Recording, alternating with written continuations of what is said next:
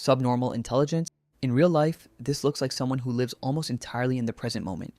If you explain something step by step, they can follow it as long as nothing changes, but the moment a condition shifts, they're lost. Give them a new task at work without explicit instructions and they freeze.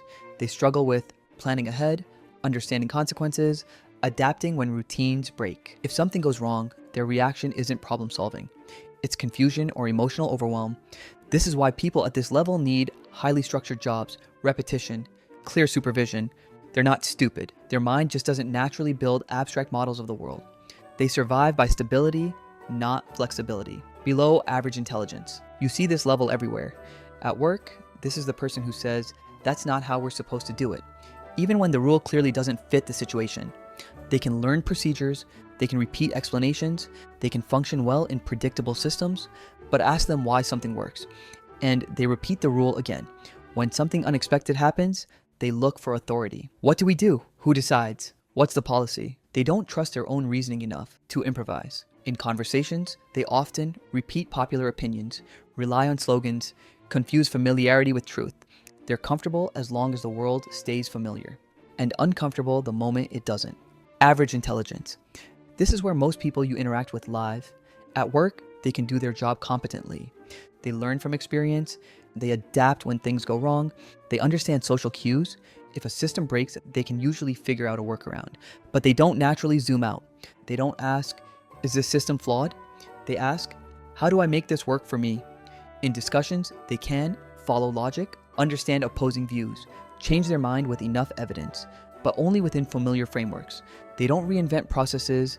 They don't question foundational assumptions. They keep society running, but they don't push it forward. Above average intelligence. Now, things shift. If this is you, you're usually the person who says, there's a better way to do this. At work, you notice inefficiencies, repeated mistakes, unnecessary steps. You learn faster than others. Because you don't memorize, you generalize. After seeing a few examples, you understand the pattern. In conversations, you connect ideas quickly, see contradictions, spot weak reasoning. You're often asked for help because others trust your judgment. But you still mostly work inside existing systems. You optimize, you don't dismantle. High intelligence.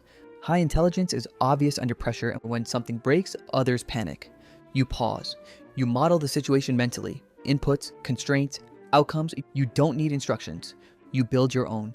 At work, you often simplify complex problems, explain things clearly, see long-term consequences. You're less impressed by titles and more by coherence. In debates, you don't argue emotionally. You analyze structure. But here's the real-life cost. You start seeing how fragile many systems actually are: rules, institutions, social norms. And once you see that, it's hard to feel comfortable pretending otherwise. Gifted intelligence. Gifted intelligence is often misunderstood because it doesn't look like effort. If this is you, you often already know the answer before others finish explaining the question. In meetings, you get bored, not because you don't care, but because your mind has already moved ahead. You might interrupt unintentionally because waiting feels unnatural. You struggle with explaining how you reached a conclusion, slowing down for others, being patient with repetition. Socially, this can create distance. People may think you're arrogant or detached or intense. In reality, your mind just runs on a different clock. Genius.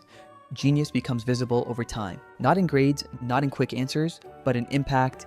In real life, geniuses see problems others don't notice, question assumptions no one else touches, invent new frameworks. At work, they don't just improve systems, they ask, why does this system exist at all? They often feel out of place because their thinking doesn't fit job descriptions, and society rarely knows what to do with them until results become undeniable.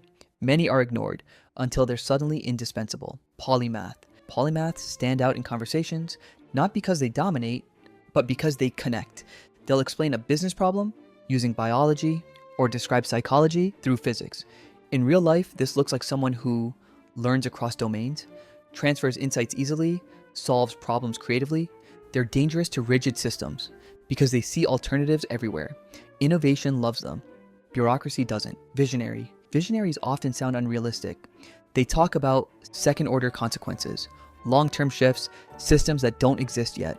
In real life, they're the ones saying, this will change everything. While everyone else shrugs, they're often misunderstood early and respected late, if at all. Visionaries don't optimize the present, they prepare for what's coming. Transcendent Intelligence. This level doesn't look impressive on the surface. Transcendent Intelligence is quiet. In real life, these people don't chase status, don't argue for dominance, don't need validation.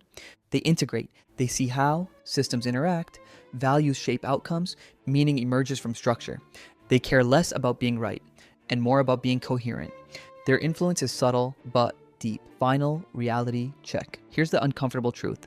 Most people never move far from where they start, not because they can't, but because growth requires discomfort. Intelligence isn't about ranking yourself. It's about understanding how you think, where you're limited, and what kind of mind you're developing. Because the most dangerous thing isn't low intelligence, it's unexamined intelligence. So ask yourself, do you follow systems, optimize them, question them, or transcend them? That answer matters more than any label ever will.